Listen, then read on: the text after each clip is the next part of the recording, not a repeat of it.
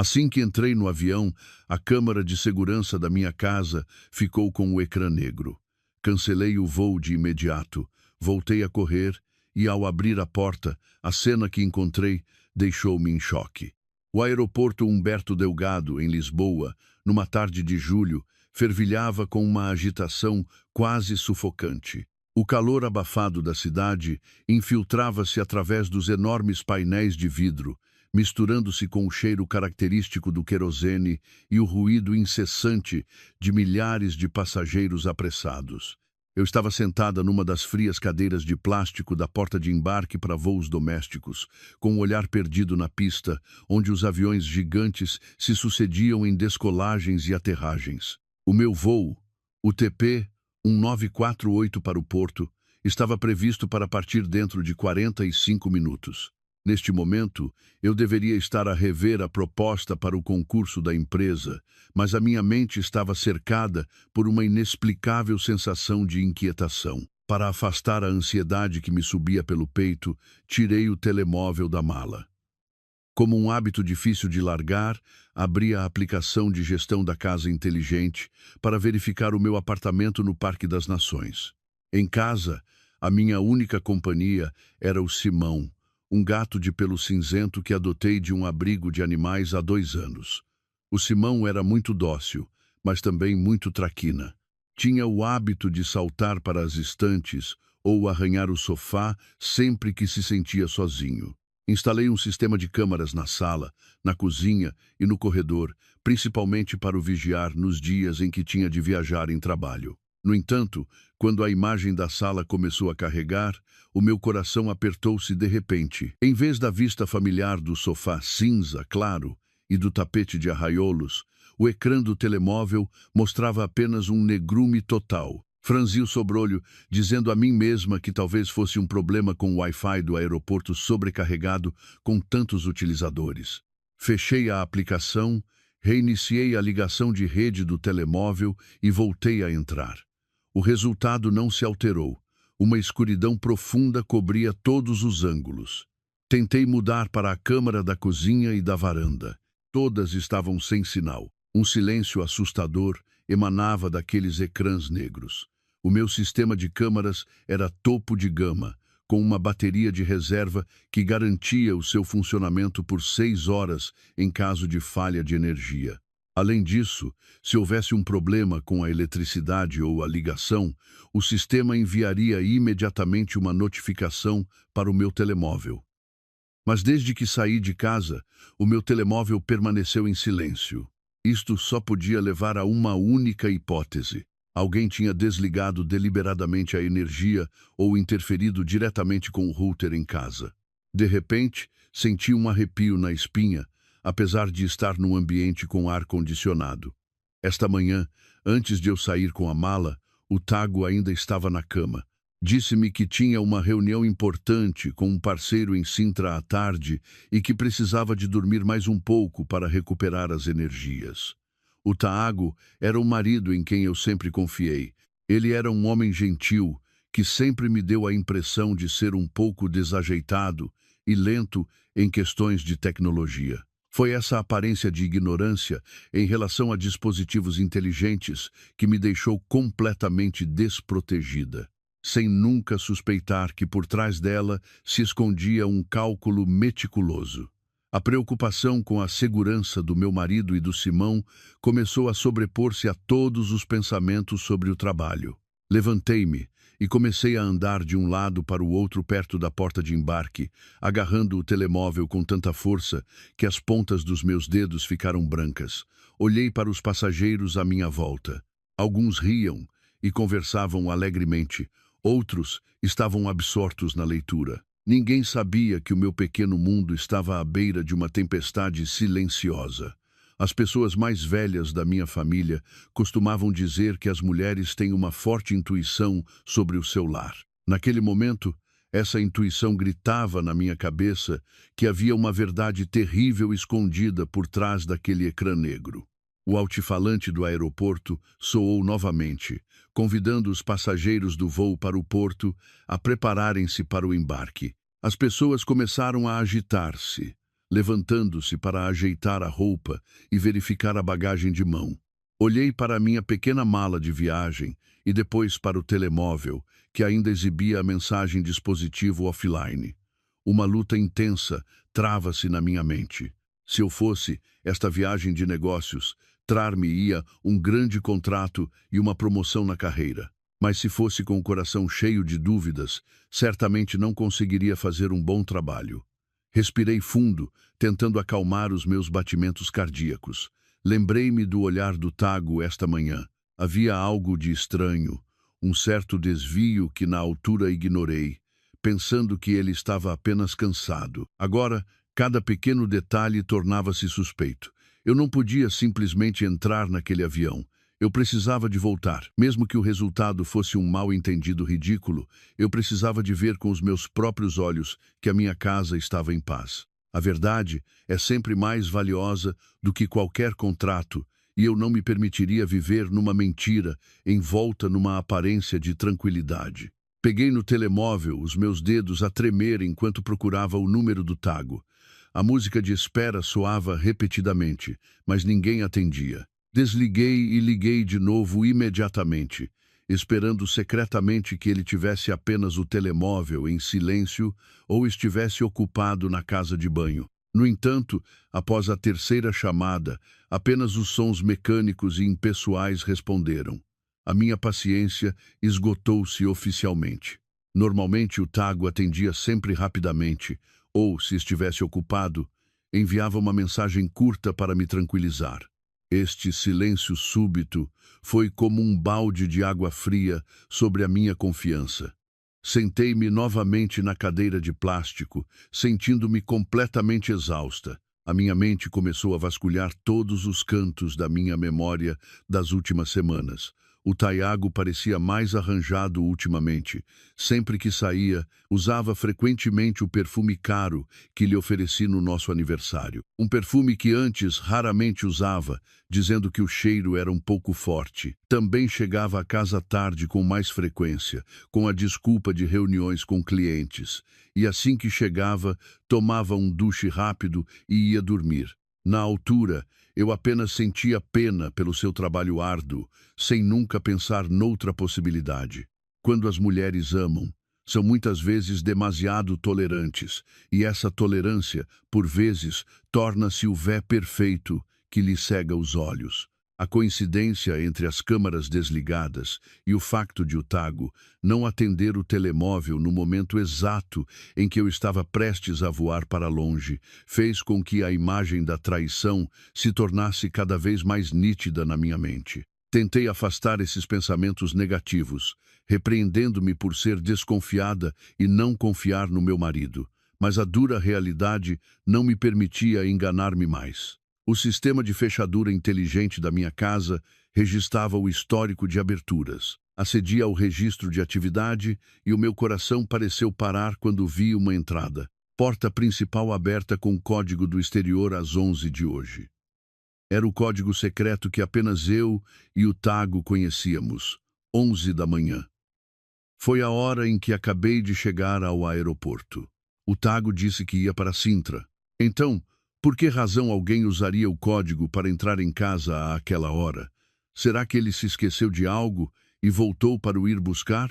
Mas se foi para ir buscar algo, por que é que as câmaras foram desligadas logo a seguir? Todos os argumentos em defesa do Tago pareciam fracos e ilógicos perante as provas técnicas evidentes. Senti uma dor aguda no peito, um sentimento de traição que começou a despontar e a incendiar-se numa chama violenta. Levantei-me, caminhando cambaleante em direção ao balcão de atendimento da companhia aérea. À minha volta, o espaço do aeroporto parecia desfocar-se, deixando apenas um único objetivo: voltar para casa o mais rápido possível. Sentir-me e uma cobarde se fugisse para outra cidade para trabalhar enquanto o meu lar estava a ser invadido por outra pessoa. Eu precisava de uma resposta satisfatória. Precisava de ver a cara do Tago agora mesmo para saber como ele me iria enfrentar. A traição no casamento é uma ferida mortal e eu não queria ser a última a saber da amarga verdade. Na minha cabeça surgiu a imagem do Simão. Estaria ele assustado com estranhos em casa.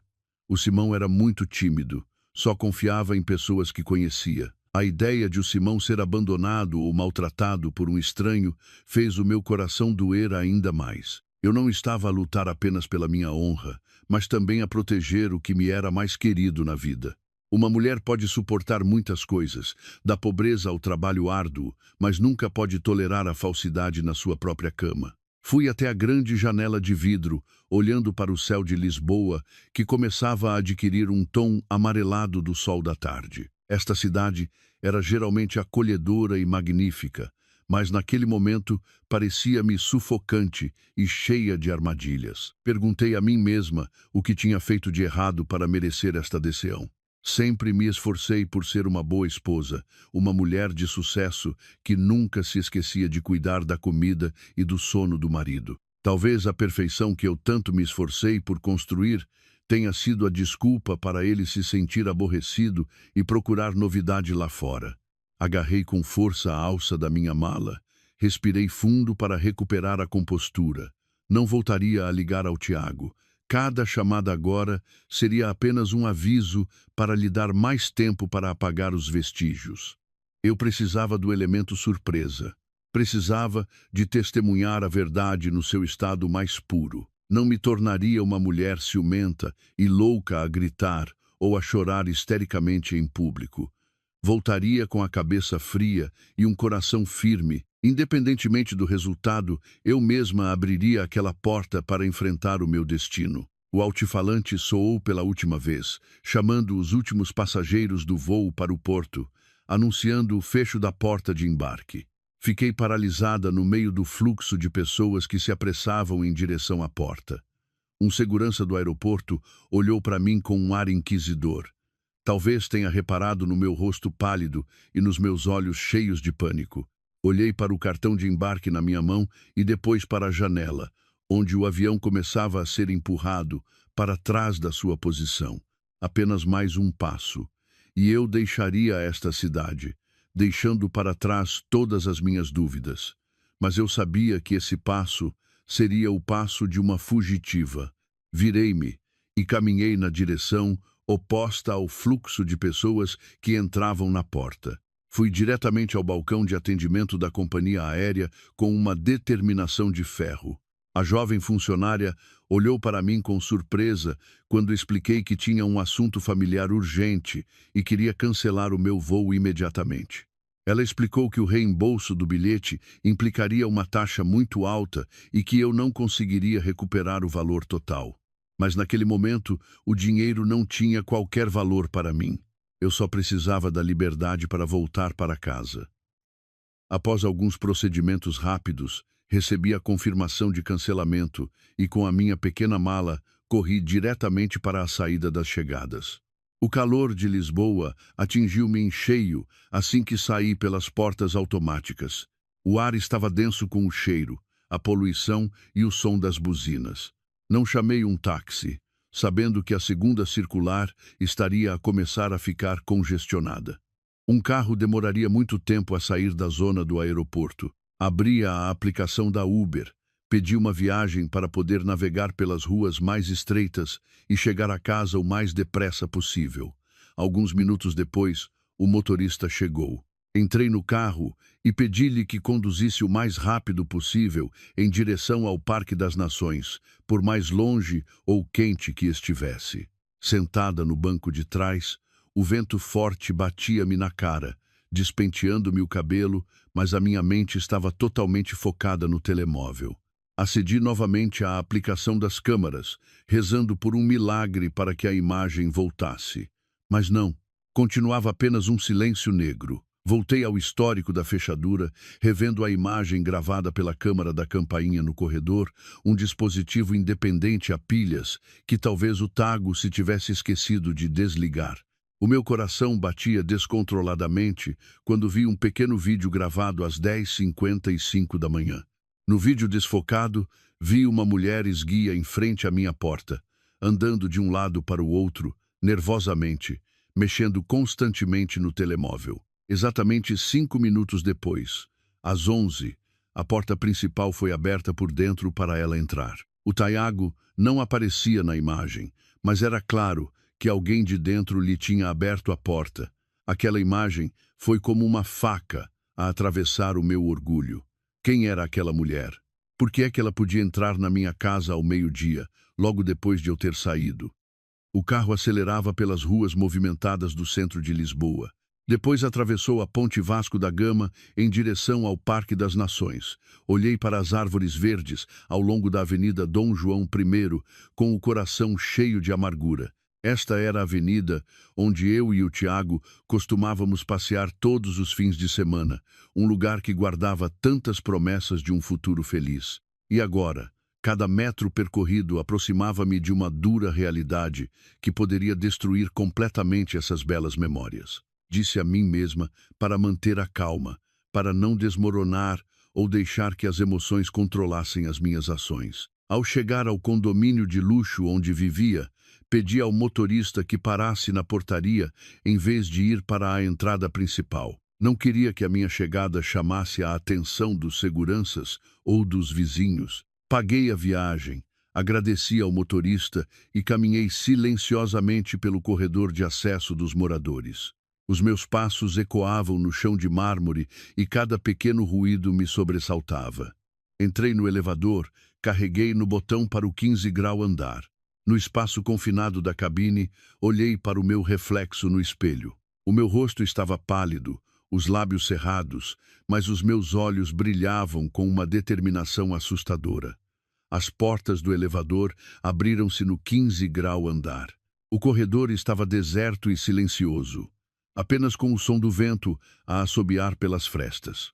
Aproximei-me do meu apartamento, parando em frente à robusta porta de carvalho, cuja cor eu mesma tinha escolhido.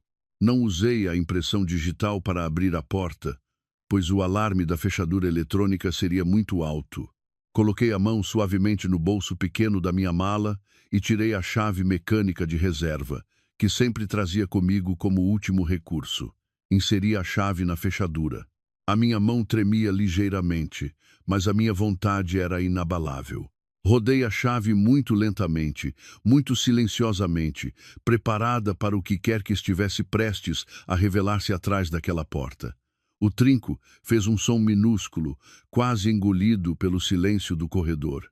Empurrei suavemente a porta de madeira para dentro, apenas o suficiente para criar uma pequena fresta para eu passar. Assim que o meu primeiro pé tocou no chão de madeira fresca da sala, um ar denso e um cheiro forte a flores invadiu-me as narinas. Era o cheiro a lírios, ao qual eu era extremamente alérgica. O Tago sabia disso perfeitamente e sempre prometeu que nunca usaria óleos essenciais ou perfumes com cheiro a lírios em nossa casa. A presença daquele cheiro era agora uma confirmação inequívoca das minhas suspeitas. A sala de estar estava escura porque as cortinas estavam completamente fechadas, com apenas alguns raios fracos do sol da tarde a espreitarem pelo tecido grosso. Fiquei imóvel na entrada, a observar o ambiente. O Simão, que normalmente corria para se enroscar nas minhas pernas assim que ouvia a porta abrir, não estava em lado nenhum. Uma onda de ansiedade tomou conta de mim. Tive medo que o tivessem fechado em algum lugar, ou pior, que o tivessem deixado na varanda com aquele calor. Caminhei suavemente para lá da sapateira e os meus olhos fixaram-se num detalhe inconfundível. Ao lado dos sapatos pretos e brilhantes do Tago estava um par de sapatos de salto alto, cor de creme, com tiras finas e um salto agulha. Aqueles sapatos definitivamente não eram meus. Eu sempre preferi sapatos de salto baixo ou rasos para facilitar os meus movimentos no trabalho. Estes, pelo contrário, tinham um ar elegante e ostensivo, completamente oposto ao meu estilo simples. Estavam ali orgulhosamente na minha casa, como um símbolo de uma invasão descarada. Senti o sangue a ferver. As minhas mãos cerraram-se com tanta força que as unhas se cravaram dolorosamente nas palmas. A traição já não era uma hipótese. Estava presente em carne e osso no lar que eu construí com tanto esforço. Fui mais para dentro da sala, em direção ao móvel da televisão, onde se encontrava a unidade central do sistema de câmaras. Como esperado, a ficha estava desligada da tomada, abandonada no chão como uma prova silenciosa da mentira. Toquei na parte superior do gravador. Ainda estava ligeiramente quente, indicando que tinha sido desligado há pouco tempo. Esta ação mostrava que o perpetrador era experiente e tinha calculado tudo para evitar qualquer vigilância remota. De repente, senti um nojo imenso daquela astúcia mesquinha do Tago, a pessoa que eu pensava ser demasiado honesta para enganar quem quer que fosse. Na mesa de centro de madeira, 2 copos de vidro estavam lado a lado, ainda com vestígios de sumo de fruta por beber. Um dos copos tinha uma marca tênue de batom no rebordo, um tom de vermelho escuro que correspondia ao estilo da mulher do vídeo que eu tinha visto no aeroporto. A sala, que era o lugar onde víamos filmes juntos e conversávamos depois de um dia de trabalho cansativo, agora parecia estranha e sombria. Cada objeto na casa parecia olhar para mim com pena. Senti-me como uma estranha na minha própria casa, a testemunhar uma peça de teatro desprezível, a desenrolar-se atrás da porta do quarto. Respirei fundo para conter as lágrimas que ameaçavam cair. Eu não podia fraquejar agora. Precisava de ser forte para enfrentar a verdade, por mais dolorosa que fosse. Aproximei-me da porta do quarto principal. Cada passo pesava como chumbo.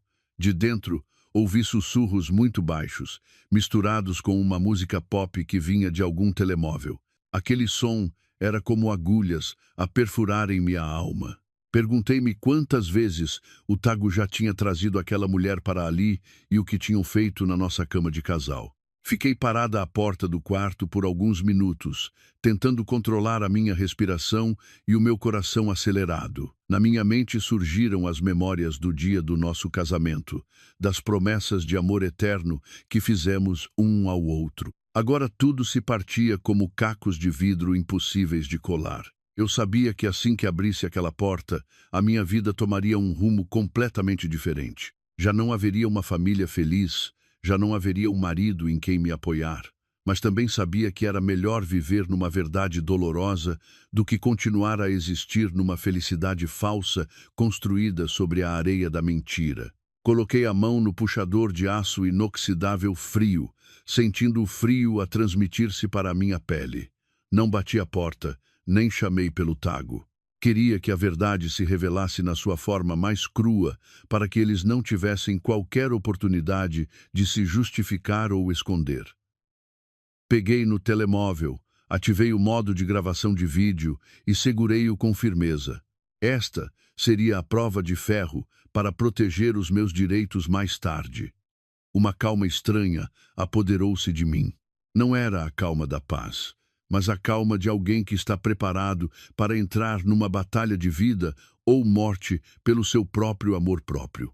Não abri a porta de imediato, mas recuei um passo e fiz deliberadamente um pequeno ruído batendo levemente na mesa de madeira da sala. O silêncio dentro do quarto foi imediatamente quebrado pelo som de algo a cair e por sussurros assustados.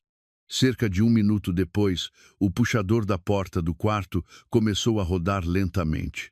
A porta abriu-se e o Tago saiu com um ar desleixado e patético. Estava apenas de calções. O cabelo, normalmente penteado com cuidado, estava agora emaranhado como um ninho. Na sua testa ainda brilhavam gotas de suor, apesar de o ar-condicionado do quarto estar ligado a uma temperatura baixa. Quando seus olhos encontraram os meus, eu, de pé no meio da sala com o telemóvel na mão, o seu rosto passou de um ar dissimulado para um branco pálido, sem uma gota de sangue. Os seus olhos arregalaram-se, cheios de espanto e de um medo profundo, como se tivesse acabado de ver um fantasma. O Tago ficou paralisado, os lábios a tremer, incapaz de dizer uma palavra. Demorou um bom bocado até conseguir gaguejar alguns sons roucos, perguntando-me por razão eu estava ali àquela hora, em vez de estar num avião para o porto. Olhei-o diretamente nos olhos e vi um céu inteiro de cobardia e falsidade. Não respondi à sua pergunta, mas perguntei-lhe de volta: não devias estar agora em Sintra a assinar um contrato? Por que estás sem caça neste estado? O Tago, em pânico, Explicou que a reunião tinha sido cancelada de repente porque o parceiro teve um imprevisto. Disse que se sentia mal, com uma dor de cabeça terrível, e por isso decidiu voltar para casa para descansar um pouco. Jurou que estava tão cansado que adormeceu assim que chegou e não ouviu as minhas chamadas. Cada palavra que ele dizia era como uma camada de lama suja a tentar cobrir uma poça de água turva. Apontei para o móvel das câmaras e perguntei-lhe por razão, a ficha estava desligada. O Tiago seguiu o meu dedo com o olhar. O seu rosto ficou ainda mais pálido e embaraçado. Disse que talvez de manhã, enquanto arrumava a sala antes de sair para o trabalho, tivesse tropeçado no fio e a ficha se tivesse soltado sem ele reparar. Prometeu verificar imediatamente e pediu-me para não ser tão desconfiada. A falsidade do Tiago ultrapassou os meus limites de tolerância. De repente, senti um nojo imenso da forma como ele tentava usar desculpas esfarrapadas para me enganar. Achava que eu era uma criança de 3 anos que acreditava facilmente em contos de fadas sobre coincidências. Aproximei-me do Tiago, o meu hálito a bater no seu rosto suado. Pedi-lhe que se afastasse para eu poder entrar no quarto e ir buscar alguns itens pessoais que me lembrei de repente que precisava para a próxima viagem. O Tiago, em pânico, bloqueou-me a passagem, as suas mãos agarradas à ombreira da porta, como se quisesse proteger um segredo terrível lá dentro. Disse-me que o quarto estava muito desarrumado e que não queria que eu ouvisse assim. Sugeriu que eu me sentasse no sofá e esperasse que ele arrumasse um pouco e depois me traria as coisas. A sua obstrução desesperada apenas confirmou que a outra mulher ainda estava no quarto. O meu coração gelou como cinzas ao ver a proteção cega do Tiago pela sua amante mesmo à minha frente, a sua esposa. Ele não se importava com a dor que eu estava a sofrer, apenas se preocupava com a segurança da terceira pessoa. Olhei para o homem que um dia respeitei, o homem com quem partilhei a cama durante 2 anos, e agora ele revelava-se um cobarde sem um pingo de vergonha. Percebi que todas as promessas de amor eterno não passavam de uma peça de teatro elaborada para que ele pudesse manter uma vida de prazer egoísta. O Tiago continuou a suplicar. Por favor, acalma-te. Usou as palavras doces que eu costumava adorar na esperança de apaziguar a minha raiva. Disse que ainda me amava mais do que a ninguém no mundo e que nunca faria nada para me magoar. Aquelas palavras soavam agora tão ridículas e baratas. A mentira estava tão entranhada no seu sangue que ele conseguia dizer-las sem sentir qualquer vergonha. Senti o meu peito prestes a explodir com a raiva reprimida. Não queria ouvir mais nenhum som da sua boca. Olhei fixamente para os seus olhos esquivos. Um sorriso amargo apareceu nos meus lábios. Disse-lhe que a minha paciência tinha chegado ao fim e que não o deixaria enganar-me por mais um minuto. Exigi que se afastasse. Caso contrário, chamaria a segurança do condomínio para testemunhar o incidente. Ao ouvir a menção da segurança, o rosto do Tiago mudou completamente.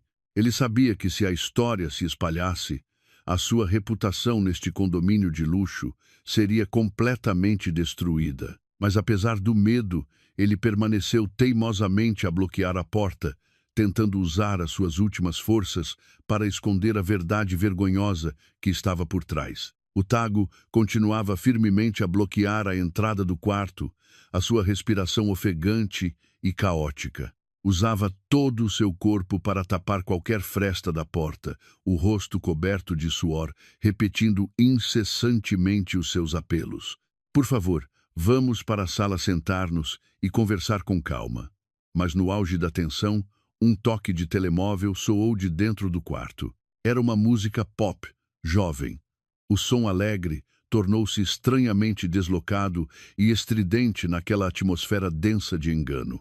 O Tiago pareceu levar um choque elétrico. Todo o seu corpo estremeceu e o seu rosto, já pálido, ficou ainda mais cinzento. Instintivamente, levou a mão ao bolso das calças, mas eu vi claramente que o seu telemóvel estava pousado na mesa de centro da sala. O toque continuou a soar regularmente, sem sinal de parar, provando que o seu dono estava ali mesmo no quarto e provavelmente em pânico por não o conseguir desligar de imediato. Olhei diretamente nos olhos do Tago. Um sorriso frio desenhou-se nos meus lábios ao ver a sua mentira exposta da forma mais perfeita possível. Já não tinha paciência para ouvir mais nenhuma justificação daquele traidor.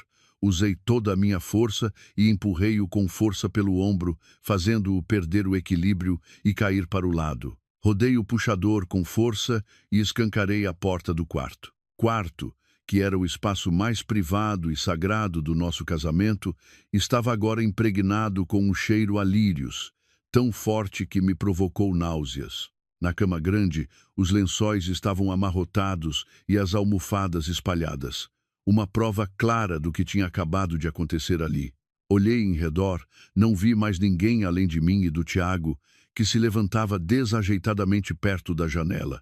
No entanto, o som do telemóvel de há pouco parecia vir do canto do quarto onde estava o grande roupeiro de carvalho. Aproximei-me do roupeiro, cada passo pesado, como se arrastasse chumbo. Senti a presença de outra pessoa no quarto, uma respiração contida pelo medo extremo. Tiago correu na minha direção, agarrou-me no braço e implorou para que eu não fizesse nenhuma loucura, mas eu afastei a sua mão com toda a força que consegui. Agarrei o puxador do roupeiro e puxei com força. A porta do roupeiro abriu-se de repente, revelando uma cena que eu nunca mais esquecerei na minha vida. No meio dos meus vestidos e das camisas do Tiago, uma mulher estava encolhida, com os braços a apertar as pernas e o rosto escondido atrás de um cabelo comprido e solto. Ela tremia como um passarinho apanhado numa tempestade. O telemóvel ainda estava aceso na sua mão trêmula.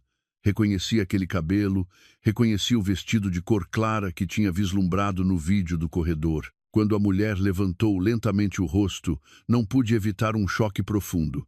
Era a Inês, uma colega de trabalho mais nova e bonita do departamento que o Tago chefiava. A Inês vinha frequentemente à nossa casa, em feriados ou em jantares da empresa. Chamava-me sempre Sofia, de uma forma doce e respeitosa. Eu gostava muito da sua proatividade e rapidez, e até já tinha dito várias vezes ao Tiago para ajudar mais no seu desenvolvimento profissional. Esta verdade foi como um balde de gelo atirado diretamente à minha confiança ingênua. A Inês olhou para mim com os olhos cheios de lágrimas e os lábios a tremer, sem conseguir dizer uma palavra.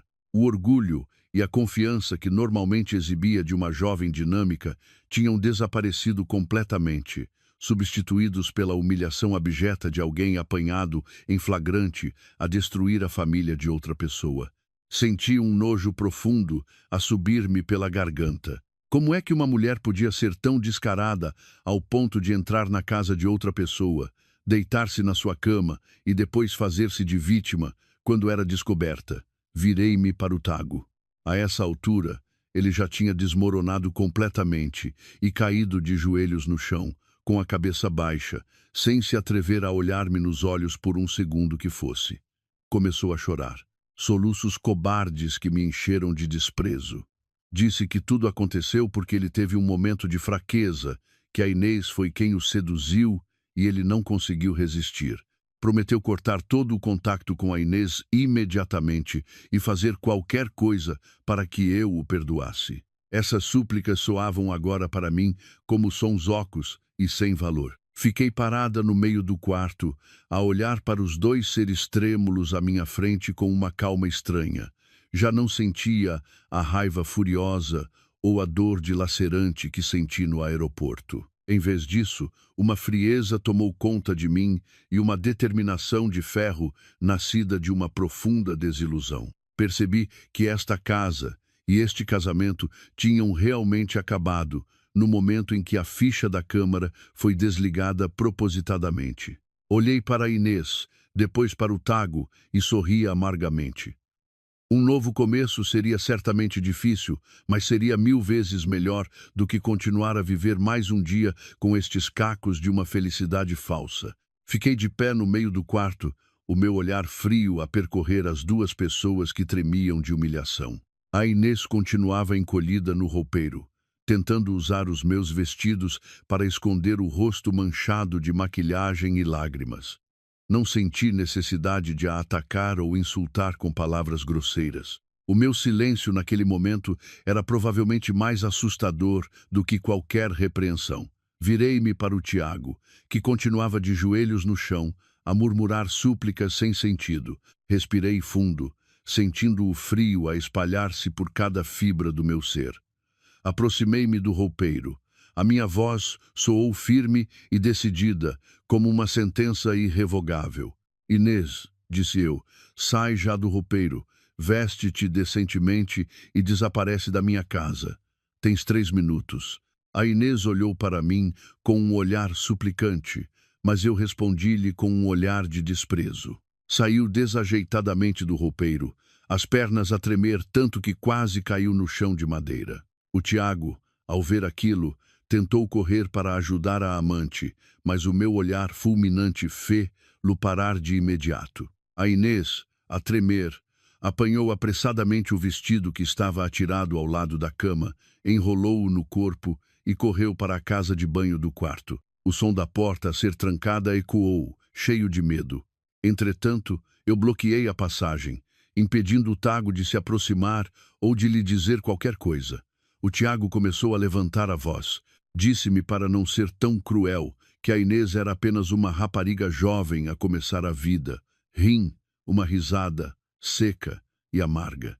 Disse ao Tiago que ele devia preocupar-se com a sua própria cara antes de se preocupar com a amante, pois era ele quem tinha traído todos os nossos votos. Cerca de 5 minutos depois, a Inês saiu da casa de banho com o rosto baixo, os olhos vermelhos e o cabelo ainda despenteado. Pegou na sua mala de marca, que estava na minha mesa de cabeceira.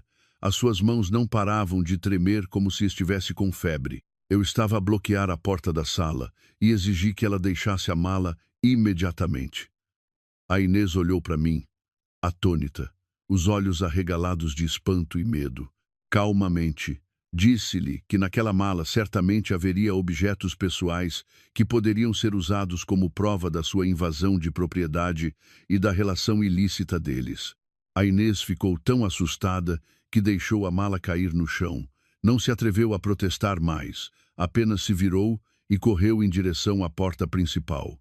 Ouvi os seus passos apressados pelo corredor do prédio e depois o som seco do elevador a chegar. A casa agora estava vazia, exceto por mim, pelo Tago e por uma atmosfera densa de traição e humilhação. Baixei-me e peguei na mala da Inês. Lá dentro, como esperado, havia um segundo telemóvel em modo silencioso, alguns produtos de maquilhagem caros e, especialmente, uma chave suplente que eu suspeitava que o Tiago lhe tinha mandado fazer às escondidas. Virei-me para o Tago. A essa altura, ele tinha parado de chorar, mas continuava sentado no chão como um corpo sem alma. Mandei-o levantar-se e ir para a sala para conversarmos como deve ser. O Tago levantou-se cambaleante, andando como um bêbado. Fui à frente, com o telemóvel ainda a gravar e a mala da Inês na mão como provas irrefutáveis. Cada passo que eu dava no chão de madeira parecia pisar os cacos da minha própria vida, mas a minha mente estava mais determinada e clara do que nunca. Quando chegamos à sala, sentei-me no sofá individual, de frente para o Tiago, que se encolheu no sofá maior. Coloquei a mala da Inês na mesa de centro. A luz do teto iluminava tudo, como se fosse um palco depois da peça ter terminado. Olhei-o diretamente nos olhos e exigi que me dissesse claramente quando é que esta traição tinha começado e por que razão ele teve o descaramento de trazer a amante para casa no mesmo dia em que eu viajei em trabalho. Disse-lhe que a honestidade naquele momento era a sua última oportunidade de manter um pingo de dignidade antes de acabarmos com tudo. O Tago baixou a cabeça. A sua voz era um sussurro entrecortado e difícil de ouvir. Disse que tudo começou há cerca de 3 meses depois de uma festa de fim de ano da empresa. Culpou a sedução da Inês e o facto de não ter conseguido controlar-se perante as suas palavras doces. Disse que ainda me amava muito, mas que quando eu estava ocupada com grandes projetos na empresa, ele sentia-se sozinho e carente de atenção na sua própria casa. Essas desculpas soavam ridículas e desprezíveis. Ele usava a solidão para justificar o seu comportamento nojento de traição. Olhei para o Tago e vi um vazio completo na alma do homem, em quem um dia depositei toda a minha confiança. Percebi que esta traição não era culpa minha ou do meu trabalho exigente, como ele acabara de dizer. Foi inteiramente uma escolha egoísta dele, uma escolha desprovida da mais básica moralidade e amor próprio. Já não sentia necessidade de me zangar ou de chorar mais. Só queria acabar rapidamente com esta farsa para poder encontrar paz e liberdade para a minha vida depois de tantos meses a viver numa ilusão. Observei o Tago em silêncio, vendo cada músculo do seu rosto a contrair-se a cada respiração caótica. Ele começou a detalhar os encontros secretos em hotéis nos arredores. Depois os almoços apressados, em que ele aproveitava o facto de eu estar mergulhada no trabalho para trazer a Inês para casa. Cada detalhe que ele revelava era como uma agulha afiada a espetar-se diretamente no meu coração, mas eu mantive uma expressão estranhamente calma. O telemóvel na mesa continuava a gravar silenciosamente tudo, cada confissão desprezível e cada soluço cobarde do homem a quem eu chamava marido. O Tiago admitiu que ele mesmo mandou fazer uma cópia da chave para Inês para que ela pudesse entrar e sair do apartamento sempre que tivesse a certeza de que eu não estava. Confessou também que foi ele quem lhe ensinou a desligar o sistema de câmaras para que eu não pudesse vigiar remotamente. O cálculo e a sofisticação daquele plano fizeram-me sentir um arrepio na espinha. Eles transformaram o meu lar num local para os seus prazeres. Transformaram a minha confiança absoluta numa piada barata para as suas aventuras ilícitas. Perguntei ao Tiago sobre os artigos de luxo que a Inês possuía. Ele baixou a cabeça e admitiu que tinha usado uma grande quantia da nossa conta conjunta para lhes comprar. O meu coração gelou ao ouvir este detalhe. Esse dinheiro era para a nossa viagem de aniversário de casamento ao Japão no mês seguinte, e ele usou-o para sustentar a sua amante nas minhas costas. Exigi que o Tago contasse novamente a história daquele dia. Por que razão ele arriscou trazer lá para ali logo depois de eu ter saído? O Tiago gaguejou, que pensava que o meu voo seria longo e que eu estaria ocupada com reuniões no porto, pelo que não teria tempo para reparar nas câmaras. Ele não esperava que eu fosse tão sensível e decidida ao ponto de cancelar o voo para o apanhar em flagrante. As confissões humilhantes do Tago foram gravadas claramente no telemóvel. Senti um alívio invisível ao saber que tinha provas irrefutáveis nas mãos. Com estes depoimentos, o meu processo de divórcio seria muito mais fácil em termos legais. Não queria discutir mais com este cobarde, mas também não me permitiria sair deste casamento de mãos a abanar depois de tudo o que ele me fez. Olhei para o Tiago e perguntei-lhe se ele tinha pensado nos meus pais, que o consideravam um filho, e nos ajudaram tanto financeiramente quando nos casamos. O Tiago começou a chorar mais alto ao ouvir a menção dos meus pais. Ele sabia perfeitamente que esta casa foi comprada em grande parte com o dinheiro da entrada, vindo das poupanças de uma vida dos meus pais e de uma conta poupança em meu nome de antes do casamento. Ele contribuiu apenas com uma pequena parte para o pagamento mensal da prestação com o seu salário. Se nos divorciássemos, ele sabia que ficaria sem nada e enfrentaria o desprezo total daqueles que um dia o amaram incondicionalmente. Tiago ajoelhou-se aos meus pés, tentando agarrar as minhas calças para implorar por uma última oportunidade.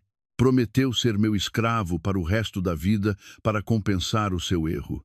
Afastei a sua mão com firmeza, sentindo um nojo indescritível. Ser escravo, eu nunca precisaria de um mentiroso e cobarde ao meu lado, sob qualquer forma. Levantei-me, peguei no telemóvel, parei a gravação e guardei o vídeo cuidadosamente, protegido por 2 palavras passe. Olhei para o Tiago e disse, com uma voz fria, que a minha paciência tinha realmente chegado ao fim. Exigi que ele arrumasse os seus pertences pessoais mínimos e saísse de casa ainda naquela noite. Eu não queria voltar a vê-lo nem por mais um segundo. O Tiago levantou a cabeça e olhou para mim com olhos cheios de espanto e desespero. Ele parecia não acreditar que eu pudesse ser tão fria e decidida. Disse que já era tarde e que não sabia para onde ir. Respondi calmamente que isso era problema dele, tal como trazer a amante para casa também tinha sido problema dele. Eu já não tinha qualquer responsabilidade de me preocupar com o seu alojamento. Disse-lhe que se ele não saísse voluntariamente, eu ligaria ao meu irmão no Alentejo para vir aqui resolver a situação. Ao ouvir a menção do meu irmão, o rosto do Tago mudou completamente. Ele conhecia o temperamento explosivo do meu irmão e o quanto ele me protegia. Se o meu irmão soubesse disto, as consequências para ele seriam imprevisíveis. Fui ao quarto, peguei numa mala grande e atirei-a com força para o meio da sala. O Tiago olhou para a mala e depois para mim, percebendo que não havia mais volta a dar, arrastou-se para o quarto e começou a juntar as suas roupas e pertences pessoais, humilhado. Eu fiquei na sala a observar o Simão, que tinha acabado de sair de debaixo do sofá. Ele miou baixinho e veio roçar-se nas minhas pernas, como se me quisesse consolar. O Tiago demorou muito tempo no quarto. De vez em quando eu ouvia os seus soluços cobardes e o som de cabides a cair no chão. Cada som agora parecia-me estranho e repugnante. Sentei-me em silêncio na sala, a acariciar o Simão, o meu olhar fixo na mala da Inês, ainda na mesa de centro. Decidi abrir a mala novamente para verificar com mais atenção.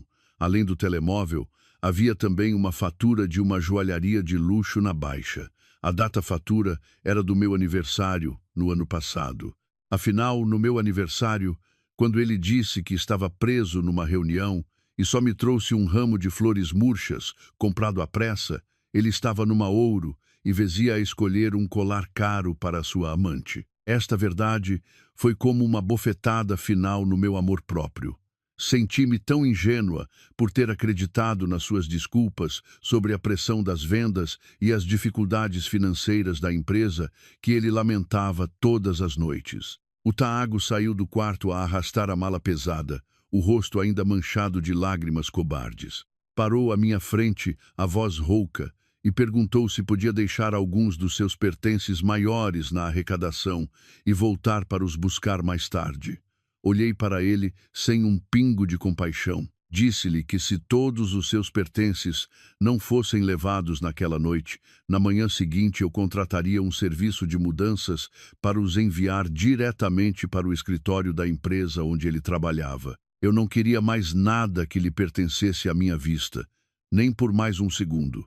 O Tiago estremeceu. Ele sabia muito bem que se as suas coisas fossem enviadas para a empresa, toda a sua carreira e honra seriam destruídas pelos boatos. De repente, a sua atitude mudou drasticamente, passando de súplica para um ressentimento mesquinho. Disse-me que, afinal, esta casa também tinha a sua contribuição ao longo de 2 anos.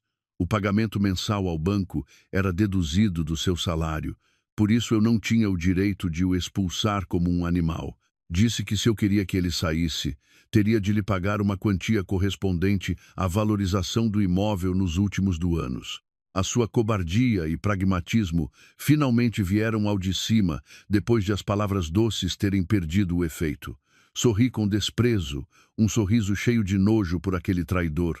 Disse-lhe que tinha todos os extratos bancários de antes do casamento preparados. O valor que ele contribuiu para os pagamentos mensais, nos últimos 2 anos somado, não chegava à metade do dinheiro que os meus pais gastaram em móveis caros e outras despesas quando nos mudamos. Além disso, o facto de ele ter usado o dinheiro comum da família para sustentar a amante, eu também tinha todas as provas com os extratos do cartão de crédito adicional que ele usava às escondidas. Disse-lhe que se ele quisesse ir a tribunal disputar os bens, eu iria até ao fim, mas que nesse caso eu exigiria a maior indemnização possível por danos morais. O Tiago ficou paralisado, o rosto passando de pálido para cinzento de medo. Ele nunca imaginou que eu pudesse estar tão bem preparada e tê-lo encurralado desta forma. A sua cobardia interior ressurgiu mais uma vez ao ser confrontado com provas legais e irrefutáveis. Ele sabia muito bem que se levasse o caso a tribunal, perderia tudo, desde a sua honra pessoal até a sua carreira futura. Ele baixou a cabeça em silêncio, a mão a apertar a alça da mala, com tanta força que as veias saltavam de raiva e impotência. Sai já, disse eu, antes que eu mudei, e ligue aos teus pais para lhes contar toda esta história vergonhosa.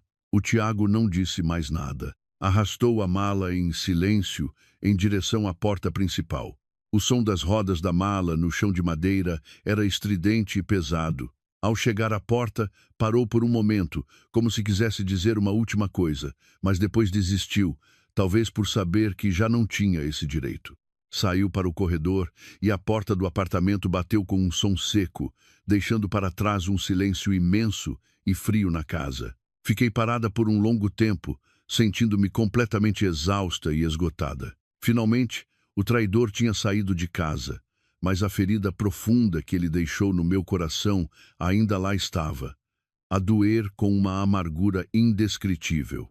Peguei no Simão e fui até a varanda, olhando para a cidade de Lisboa, a brilhar com as suas luzes vibrantes lá embaixo. O trânsito continuava intenso, como se nada tivesse acontecido. Senti uma solidão a envolver-me, mas não era a solidão de uma derrotada, mas sim a solidão de uma mulher que corajosamente escolheu a liberdade, em vez de continuar a viver numa mentira barata. Depois de a porta se fechar, expelindo o traidor, fiquei paralisada no meio da sala por um longo tempo. O espaço antes familiar estava agora envolto num frio e desolação assustadores. Com o Simão nos braços, sentiu seu coração a bater pressa e a sua respiração ofegante de medo. Sabia que não podia ficar naquela casa naquela noite. Um lugar onde cada canto, cada objeto me lembrava da nojenta traição que acabara de acontecer. Rapidamente arrumei algumas roupas essenciais, documentos importantes e as coisas do Simão numa pequena mala de rodinhas. Tranquei a porta do apartamento e entrei no elevador. Senti como se estivesse a fugir das ruínas da minha própria vida. Chamei um táxi e fui diretamente para uma moradia no Restelo, onde vivia a Catarina, a minha melhor amiga. A Catarina era uma mulher rica, independente e sempre pronta a proteger-me em qualquer situação.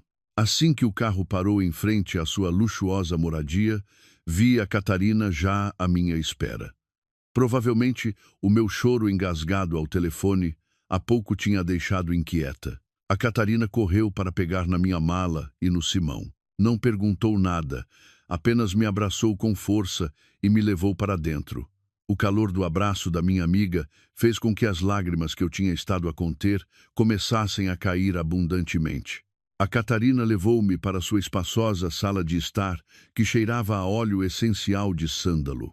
Pediu à sua empregada, a dona Emília, que me preparasse uma canja de galinha bem quente, com bastante hortelã e pimenta, para me aquecer e recuperar as forças.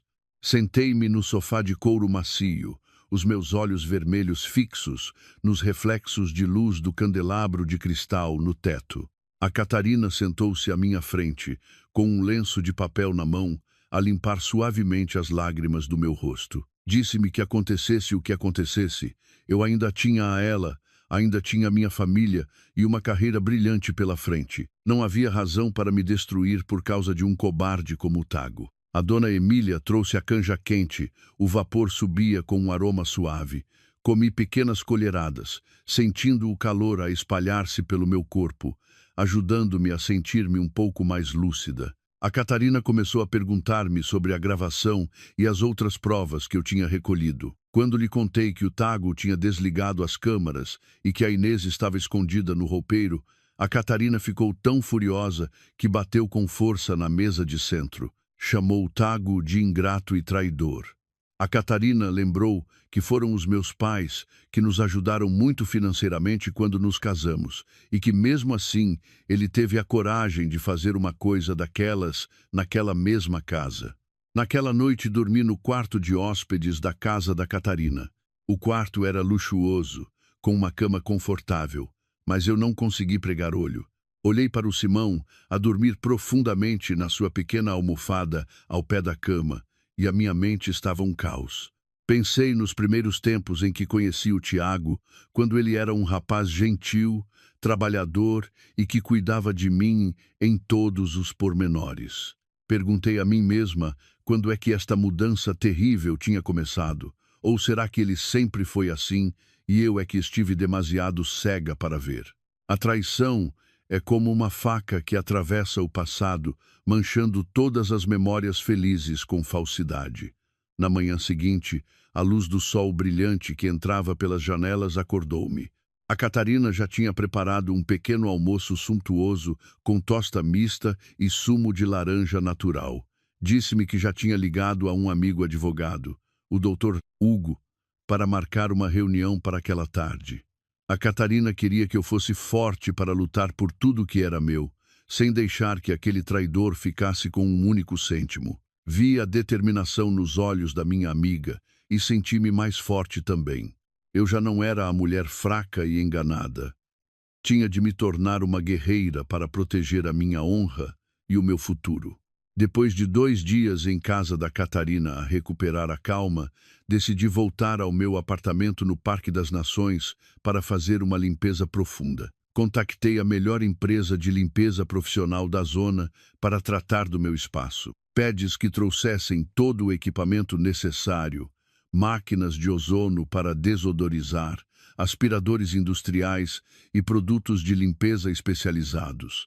Quando eu e a Catarina entramos no apartamento, o cheiro forte e enjoativo a lírios da outra mulher ainda pairava no ar, provocando-me um nojo imenso. Pedi aos funcionários que começassem pelo quarto principal, o palco da traição mais descarada. A equipa começou a trabalhar com um profissionalismo notável. Pedi-lhes que retirassem todos os lençóis, fronhas e o colchão grande que tinham sido contaminados pela presença de outra pessoa.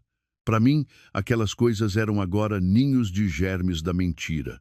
Pedi que as embalassem em sacos grandes e as levassem diretamente para o lixo do condomínio, sem qualquer hesitação. Olhei para o quarto vazio, sentindo um estranho alívio ao ver os últimos vestígios físicos do Tago e da Inês a serem varridos. Pedi-lhes que limpassem cada canto do roupeiro, onde a Inês se tinha encolhido de vergonha. Enquanto a equipa trabalhava no quarto, eu e a Catarina fomos verificar a sala e a cozinha. Juntei todos os objetos de casal, como os conjuntos de escovas de dentes, as toalhas a condizer e as fotografias nossas que ainda estavam nas gavetas. Não os deitei fora de imediato, mas coloquei tudo numa grande caixa de cartão para enviar à mãe do Tago como um anúncio oficial do nosso fim. Também retirei todos os retratos do Tago que estavam pendurados no corredor. No seu lugar ficaram espaços vazios à espera de serem preenchidos por novas alegrias. A casa começou a regressar ao seu estado original, despindo-se da falsa felicidade que a cobria. Pedi à equipa de limpeza que usasse óleos essenciais de canela e citronela para perfumar toda a casa depois de limpa. O aroma quente e refrescante da natureza substituiu gradualmente o cheiro artificial e detestável dos lírios. O chão de madeira foi polido. Os vidros das janelas foram limpos até ficarem impecáveis, fazendo com que a luz da tarde entrasse mais brilhante do que nunca. A Catarina ajudou-me a decorar a sala com jarras de girassóis frescos. Disse-me que só agora a casa tinha verdadeiramente o meu espírito puro e cheio de vida.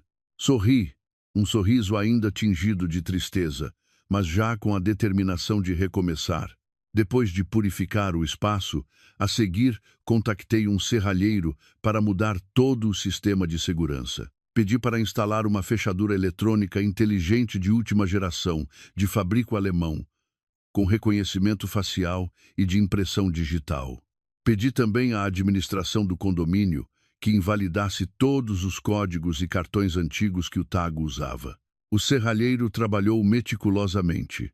O som da broca ecoava no silêncio da tarde, como os sons de um renascimento. Quando a nova fechadura foi instalada, registrei a minha impressão digital e a da Catarina como uma última precaução. Olhei para a fechadura brilhante na porta de carvalho e prometi a mim mesma que, a partir de agora, nenhum traidor poderia mais invadir o meu mundo privado. Naquela tarde, fui com a Catarina a uma loja de móveis de luxo para comprar tudo de novo para o quarto. Escolhi um conjunto de lençóis num tom de azul celeste suave, um colchão de látex confortável e peças de decoração minimalistas que sempre adorei. O ato de escolher pessoalmente cada novo item fez-me sentir que estava verdadeiramente no conto de me comprometer com os gostos de mais ninguém. Naquela noite, deitada na cama nova, com o cheiro a tecido novo e a óleo de canela, senti uma paz absoluta. Sabia que a jornada para me reencontrar ainda seria longa.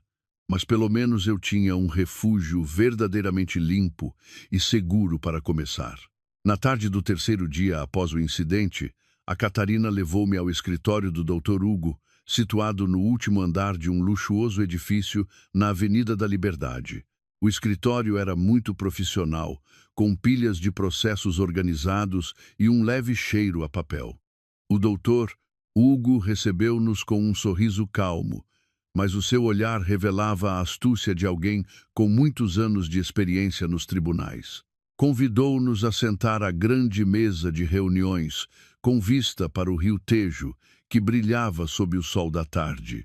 Assim que me sentei, coloquei a mala da Inês e o telemóvel com a gravação da confissão do Tago sobre a mesa. Expliquei-lhe toda a situação, desde o momento em que descobri que as câmaras estavam desligadas até ao flagrante no quarto. O doutor Hugo ouviu com atenção, tomando notas ocasionalmente no seu caderno de capa preta. Quando mencionei que o Tago exigia metade da casa e o reembolso dos pagamentos ao banco, o doutor Hugo sorriu ligeiramente. Explicou que, segundo a lei portuguesa, como a casa foi comprada com o meu dinheiro e com a ajuda dos meus pais antes do casamento, era considerada um bem próprio meu. A contribuição do Tago para os pagamentos mensais era vista apenas como uma despesa comum do casal. O Dr. Hugo começou a analisar o valor da gravação. Disse que era uma prova irrefutável da culpa do Tago na ruptura do casamento. Aconselhou-me a avançar imediatamente com um pedido de divórcio, sem o consentimento do outro cônjuge, para tomar a iniciativa. Também me orientou sobre como recolher os extratos bancários para provar a origem do dinheiro da compra da casa e as despesas ilícitas que o Tiago fez com o dinheiro comum para comprar presentes para a amante. O Dr. Hugo afirmou que, com a sua experiência, eu tinha todas as chances de manter a propriedade total da casa, sem ter de indemnizar o Tago, como ele ameaçava. A confiança e o profissionalismo do Dr. Hugo fizeram-me sentir muito mais aliviada. Já não me sentia uma vítima indefesa, mas sim alguém que lutava por justiça.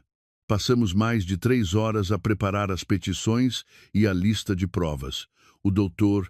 Hugo aconselhou-me a manter o contato regular e a não ter qualquer encontro ou acordo privado com o Tago para evitar que ele usasse chantagem emocional para me influenciar. Garanti-lhe que a minha paciência para com o traidor se tinha esgotado e que eu iria até ao fim com este processo. Ao sair do escritório do advogado, fiquei ao lado da Catarina a observar o movimento de pessoas na Baixa. As luzes da cidade começavam a acender-se, refletindo-se no rio, criando uma cena mágica. Senti uma tranquilidade estranha ao saber que tinha a proteção da lei e o apoio incondicional dos meus amigos.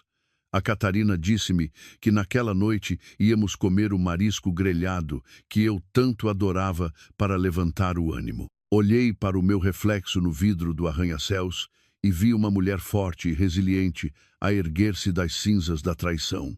Naquela noite, sentadas num restaurante à beira-rio, eu e a Catarina brindamos com um copo de vinho tinto ao início promissor da minha jornada para a liberdade.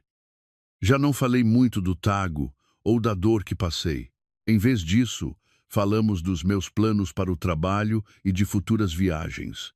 Percebi que esta vida tem demasiadas coisas boas para descobrir. Não há razão para me afundar na escuridão do passado. A lei faria justiça e eu exerceria o meu direito de ser feliz. O amanhã seria um novo dia e eu estava pronta para enfrentar todos os desafios com uma nova mentalidade. Nos dias que se seguiram à saída do Tago, a minha vida entrou numa nova espiral de aborrecimentos. Apesar de ter bloqueado o seu número principal, o Tago persistia em usar cartões SIM descartáveis para me ligar dezenas de vezes por dia. No início, atendi algumas vezes por engano, apenas para ouvir a sua voz rouca de tabaco e álcool. Ora, ele me suplicava, evocando memórias antigas do início da nossa vida em comum. Ora, mudava de tom e acusava-me de ser uma mulher fria e calculista, que só se importava com dinheiro e status, abandonando o marido no momento mais difícil. Sentada no meu escritório, no centro de Lisboa, olhava para o ecrã do telemóvel, a piscar com números desconhecidos. O nojo crescia dentro de mim ao perceber que o Tiago estava a tentar aterrorizar-me psicologicamente em vez de se arrepender verdadeiramente. Chegou a enviar-me longas mensagens para as minhas aplicações de trabalho, ameaçando ir à minha empresa, fazer um escândalo se eu não concordasse em encontrá-lo para uma última conversa. Senti o egoísmo extremo daquele homem. Ele não se importava minimamente com o impacto que a sua presença teria na minha reputação e no meu trabalho. Só queria atingir o seu objetivo egoísta de ficar com parte dos bens para os quais não tinha contribuído. A Catarina passava frequentemente pelo escritório para me trazer o almoço e lembrar-me de não dar importância aos truques do Tago. Dizia que homens como ele só são corajosos com os fracos, mas que, perante alguém firme, revelam a sua verdadeira natureza cobarde. Contei a Catarina sobre as ameaças do Tago. Ela riu-se e disse-me para o deixar tentar, para ver quem sairia humilhado. Decidi seguir o conselho do Dr. Hugo e guardei todo o histórico de chamadas e mensagens ameaçadoras para juntar ao processo por assédio. Cada prova que eu recolhia era mais um tijolo na construção da sentença que aquele traidor merecia. Uma noite, quando saía do meu prédio de escritórios e caminhava para o estacionamento, o Tago apareceu de repente por detrás de um pilar de betão. Parecia exausto e desleixado. A roupa que vestia parecia não ser lavada há dias, e os seus olhos vermelhos olhavam para mim com uma mistura de ressentimento e súplica. Ele correu na minha direção para me agarrar no braço, mas eu recuei a tempo, mantendo uma distância segura. O Tago começou a implorar em voz alta para que eu o deixasse voltar. Jurou que tinha cortado completamente com a Inês e que faria qualquer coisa para que eu o perdoasse. Mas assim que recusei e lhe pedi para ir embora, o Tago mudou imediatamente de atitude. Gritou que eu era uma mulher materialista e declarou que nunca assinaria o divórcio se não recebesse uma compensação justa. O descaramento do Tago gelou-me. Olhei para o homem à minha frente e perguntei-me como pude viver com ele durante 2 anos sem perceber a sua verdadeira natureza. Não lhe disse mais nada. Apenas peguei no telemóvel e liguei para a segurança do edifício. Ao ver o meu gesto, o Tago assustou-se e fugiu para a escuridão do parque de estacionamento. Ao vê-lo desaparecer, senti um alívio imenso. O traidor estava finalmente encurralado a mostrar o seu lado mais feio. Entrei no carro, tranquei as portas e respirei fundo para recuperar a compostura antes de conduzir para a casa da Catarina. A noite em Lisboa era deslumbrante, mas tudo o que eu desejava era paz de espírito. A história do nosso casamento acabou por chegar aos ouvidos da família dele no Alentejo. Numa manhã de domingo, enquanto eu passeava com a Catarina à beira do Tejo, o meu telemóvel não parava de tocar. Ao ver o nome da minha sogra no ecrã, suspirei e decidi atender para pôr um ponto final em tudo. A voz dela soou aflita e acusadora assim que atendi. Disse que o Tago lhe tinha contado tudo. Ela não acreditava que o filho fosse capaz de tais atos e achava que eu estava a exagerar para ficar com a casa. A minha sogra começou a dar-me lições com argumentos antiquados. Disse que era normal os homens terem os seus deslizes, que uma esposa devia ser tolerante e compreensiva para manter a família unida e evitar o falatório dos vizinhos. Acusou-me de ser cruel por ter expulsado o Tago de casa, deixando-o a vaguear por casa de amigos. Ao ouvir estas palavras, senti uma amargura irônica. Calmamente, perguntei-lhe se o Tiago realmente valorizava a família. Por que razão ele teve a crueldade de trazer a amante para a cama que ela mesma nos tinha oferecido no dia do casamento? Perguntei-lhe se no meu lugar ela conseguiria sorrir e aceitar uma traição tão descarada. Do outro lado, houve um longo silêncio seguido de soluços. Disse que o Tago era o seu único filho. Agora, sem emprego e sem casa, ela não sabia como iria sobreviver. Implorou-me que, em nome da nossa relação de nora e sogra, desse uma oportunidade ao Tago. Prometeu vir a Lisboa para o educar e obrigá-lo a pedir-me desculpa de joelhos. O uso do sentimentalismo familiar para encobrir a culpa deixou-me exausta. Deixei bem claro que o respeito que eu tinha por ela continuava, mas que o meu casamento com o Tago tinha acabado no momento em que ele desligou a câmara para me enganar. Sublinhei que tudo estava agora a ser tratado pelo meu advogado e que eu seguiria a decisão do tribunal. Aconselhei-a a convencer o Tiago a manter o pingo de dignidade que lhe restava e a assinar o divórcio por mútuo acordo, em vez de deixar que tudo fosse exposto em tribunal, onde a sua honra seria completamente destruída. Ao ouvir as palavras advogado e tribunal, a minha sogra mudou imediatamente de atitude. Começou a gritar, a chamar-me de interesseira e sem coração. Declarou que a sua família não me deixaria conseguir o que eu queria tão facilmente. Desliguei o telefone em silêncio enquanto seus insultos se tornavam cada vez mais pesados. A Catarina, ao meu lado, pegou na minha mão e disse que eu tinha agido corretamente. A escolha da família dele de ficar do lado errado não era culpa minha, e eu não tinha a obrigação de arcar com as consequências das ações egoístas do Tago. Senti um grande peso a ser levantado dos meus ombros por ter dito tudo o que precisava. A tolerância nunca pode ser confundida com fraqueza. Peguei no Simão ao colo, olhei para o rio Tejo a fluir lentamente e prometi a mim mesma que seria forte para ultrapassar estes últimos obstáculos. Uma nova vida esperava-me.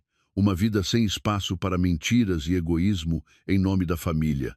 Regressar ao trabalho foi o melhor remédio para a minha alma. A minha chefe, uma mulher forte e perspicaz, não se intrometeu na minha vida pessoal, mas confiou-me um projeto crucial de reestruturação do sistema de distribuição da empresa. Era o maior projeto que eu já tinha liderado, exigindo foco total e decisões assertivas. Mergulhei no trabalho com uma paixão renovada, passando a maior parte do tempo a analisar dados de mercado, a reunir com parceiros estratégicos e a desenvolver novos planos operacionais. A sensação de dominar números e estratégias ajudou-me a recuperar a confiança. Os meus colegas voltaram a ver a Sofia decidida, perspicaz e enérgica nas reuniões. Já não tinha um ar sombrio ou olhos cansados por causa das chamadas do Tago. Pelo contrário, aparecia sempre impecável e profissional, impondo respeito. A Catarina aparecia ocasionalmente no escritório com ramos de girassóis. O símbolo da resiliência dizia que eu tinha um carisma especial a trabalhar, a beleza da independência e da liberdade. Eu ria-me e dizia-lhe: tenho de agradecer a traição do Tago.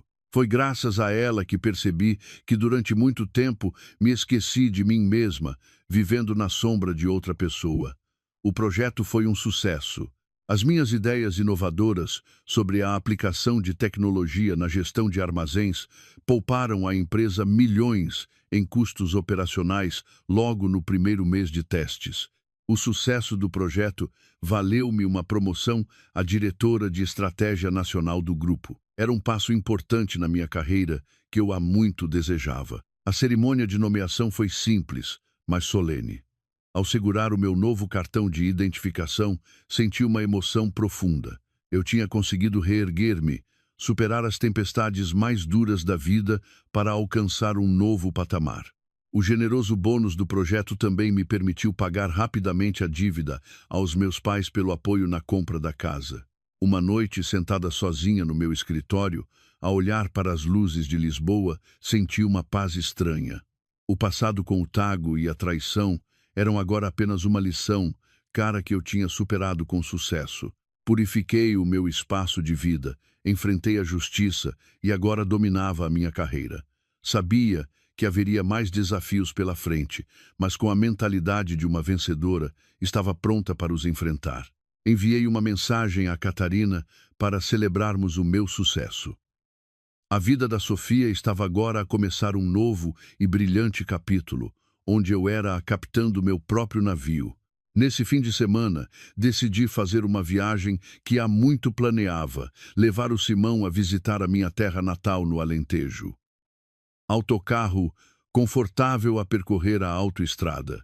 Olhando para os campos verdes, senti o meu coração acalmar-se.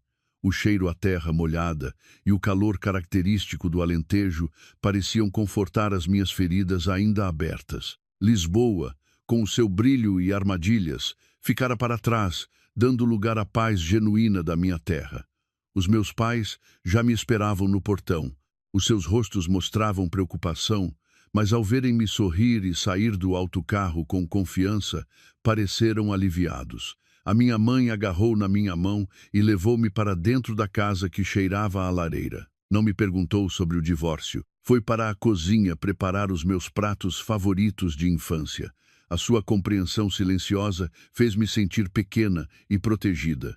O meu pai preparou um chá e sentamos-nos no alpendre. Disse que o meu irmão lhe tinha contado tudo. Segurou as minhas mãos e disse, com a sua voz calma e forte, que toda a gente se engana nas pessoas. O importante é que a sua filha teve a coragem de escolher um caminho melhor. Disse que não lamentava o dinheiro que me deu para casa. Lamentava apenas a minha juventude desperdiçada em mentiras. Aconselhou-me a viver mais para mim. Naquela noite jantamos em família. O meu irmão declarou que se o Tiago ousasse aparecer por ali, não sairia impune. Sorri e pedi-lhe calma, pois a justiça estava a tratar do assunto. Disse aos meus pais que com o meu novo cargo e o bônus lhes devolveria o dinheiro. O meu pai recusou. Disse que o dinheiro era para me dar segurança. Agora que a casa era minha, era o meu porto seguro. A noite no Alentejo era tranquila. Deitada ao lado da minha mãe, ouvia suas histórias da aldeia. O amor incondicional da minha família fez-me perceber que, apesar de tudo, eu era rica em afeto. Perdi um casamento falso, mas encontrei o meu porto mais seguro. Abracei o Simão, sentindo a paz e o ar puro da minha terra. Sabia que ao regressar à cidade, estaria ainda mais forte para enfrentar os últimos desafios. 2 semanas depois, realizou-se a primeira tentativa de conciliação no Tribunal de Família e Menores. Fui com o doutor Hugo, calma e confiante. O Tago apareceu com a mãe e um advogado de ar medíocre. Assim que me viu, o Tago mudou de atitude, passando de arrogante a suplicante. Tentou agarrar-me na mão e começou um discurso ensaiado de arrependimento. Chorou, disse que tinha percebido o seu erro e implorou por uma última oportunidade. A minha sogra juntou-se ao coro, garantindo que ele nunca mais voltaria a errar. Sentei-me, o rosto impassível perante aquela encenação. O doutor Hugo expôs a nossa posição firme de divórcio com base na infidelidade que destruiu a confiança. Quando Tago negou ter levado a amante para casa, o Dr. Hugo apresentou calmamente o vídeo e as imagens da câmara do corredor. A sala ficou em silêncio. O Tago ficou pálido, sem palavras. A minha sogra baixou a cabeça humilhada, a juíza com um ar sério, disse que as provas eram irrefutáveis. Sublinhou que a exigência do Tago de dividir a casa não tinha qualquer base legal, dado que a origem do dinheiro estava provada e a culpa da ruptura era dele. Aconselhou-o a assinar o divórcio para salvar o que restava da sua honra. No entanto, a ganância do Tago persistiu. Declarou que só assinaria se eu lhe pagasse 100.001 euros como compensação.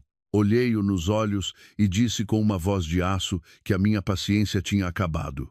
Lembrei-lhe o momento em que desligou a câmara a humilhação da Inês no roupeiro. Declarei que não lhe pagaria um cêntimo para além do que a lei determinasse. Dizei-o de que se ele continuasse a arrastar o processo, eu publicaria a gravação nas redes sociais e a enviaria aos recursos humanos da empresa onde ele tentava arranjar emprego. O Tiago estremeceu ao ver a minha frieza. Percebeu que eu já não era a esposa ingênua de antes. A conciliação fracassou, mas eu sabia que a vitória era minha. Ao sair do tribunal, respirei fundo, sentindo-me livre. A batalha legal podia demorar, mas eu estava preparada. Após a tentativa de conciliação falhada, os boatos sobre a traição do Tago espalharam-se. A Inês foi despedida por conduta imprópria. A antiga empresa do Tago também recebeu queixas sobre o seu caráter. A pressão da opinião pública e o desprezo dos colegas deixaram o Tago num beco sem saída. Foi suspenso do seu trabalho. O seu rendimento foi cortado e ele já não conseguia manter a sua vida de aparências. Tentou novamente procurar-me no escritório, mas desta vez a segurança barrou-lhe a entrada. Ao ouvir que ele gritava no portão, sorri e continuei a trabalhar. O traidor estava a provar do seu próprio veneno. Soube Catarina que a Inês cortou todo o contacto com o Tiago após ser despedida, culpando-o por tudo. A aliança criminosa deles, baseada na mentira, desmoronou-se rapidamente. A minha sogra ligou-me várias vezes, desta vez com uma voz chorosa. Disse que o Tago se tinha fechado num quarto alugado, deprimido. Culpou-me por o ter levado ao desespero. Respondi calmamente que cada um é responsável pelas suas escolhas. Eu dei-lhe a oportunidade de sair com dignidade, mas ele escolheu a ganância. Pedi-lhe que respeitasse a minha privacidade. O meu trabalho continuava a prosperar. Com o meu primeiro salário de diretora, enviei uma grande quantia aos meus pais. Inicialmente recusaram, mas convenci-os de que era o meu orgulho poder retribuir com o meu trabalho. Renovei toda a mobília do quarto no meu apartamento. No meio do espaço novo, senti uma paz absoluta. O passado sombrio ficara para trás. Passei a dedicar mais tempo a mim mesma, a fazer exercício e a participar em atividades comunitárias. Percebi que quando nos amamos e valorizamos, o mundo à nossa volta torna-se mais belo. O Tago era agora apenas uma lição cara sobre confiança. Um capítulo encerrado. Abracei o Simão na varanda, olhando para Lisboa a iluminar-se, e disse a mim mesma que merecia tudo de bom que o futuro me reservava. Chegou o dia do julgamento. O céu de Lisboa, depois de uma chuvada, estava limpo e claro. Entrei na sala de audiências, calma e confiante, ao lado do Dr. Hugo e do nosso dossiê de provas. O Tago apareceu com um ar irreconhecível, magro e abatido. A sessão foi rápida. As provas da sua infidelidade eram incontestáveis. O Dr. Hugo apresentou de forma clara a culpa do Tago. Os vídeos e a gravação da confissão não deixaram margem para dúvidas. Quanto aos bens, os documentos bancários provaram que a casa era um bem próprio meu. O tribunal, após deliberar, deu a sua sentença. O divórcio foi concedido com a culpa atribuída ao Tago. A casa foi declarada como propriedade minha exclusiva. O pedido de indemnização do Tago foi recusado, considerando que ele tinha gasto uma quantia semelhante do dinheiro comum com a sua amante. Recebeu apenas um valor simbólico, do qual foi deduzida uma parte para me compensar por danos morais. Quando a juíza declarou o fim da sessão, senti um alívio imenso. A liberdade fora-me devolvida por uma sentença justa. O Tiago saiu da sala de cabeça baixa, uma figura de derrota. A mãe dele esperava no corredor com os olhos vermelhos, mas já não se atrevia a olhar para mim. Caminhei em direção à saída do tribunal com passos leves. A luz do sol brilhava. O Dr. Hugo felicitou-me por um resultado justo. A Catarina esperava-me lá fora com um ramo de girassóis. Abraçou-me celebrando o fim daquele pesadelo. Fomos almoçar para comemorar. Olhei para os girassóis, sempre virados para o sol, e prometi a mim mesma que a minha vida, a partir daquele momento, seria igualmente brilhante, quente e livre. Passou um ano desde o divórcio. A minha vida mudou completamente para melhor. Sou agora diretora de estratégia nacional de uma grande empresa. O meu apartamento no Parque das Nações é o meu paraíso pessoal, partilhado com o Simão, cheio de flores na varanda. Paguei a dívida aos meus pais e ainda lhes ofereci um pequeno terreno no Alentejo para gozarem a reforma. Todos os meses visito-os no meu carro novo, recebida com alegria. Dizem que estou mais jovem, radiante e forte. Agradeço as tempestades que me tornaram quem sou. Já não guardo o rancor do Tago. Aprendi a amar-me primeiro. Soube que ele voltou para o Alentejo e vive com dificuldades. Tentou contactar-me para pedir desculpa, mas bloqueei todas as vias. O meu maior perdão é o esquecimento. Ele é apenas um estranho que passou pela minha vida. A Catarina insiste que eu deveria abrir o meu coração a alguém novo, mas eu estou feliz com a minha independência. Se um dia o amor verdadeiro aparecer, estarei pronta para o receber com maturidade. Mas se não, a minha vida a solo continua a ser vibrante e colorida. Esta noite chove em Lisboa. Estou na minha sala acolhedora a acariciar o Simão. O som da chuva é como uma melodia suave. Olho para as fotos das minhas viagens. O mundo é tão grande e aquele casamento falso foi apenas um grão de areia na minha jornada. Respiro fundo, sentindo-me leve e em paz.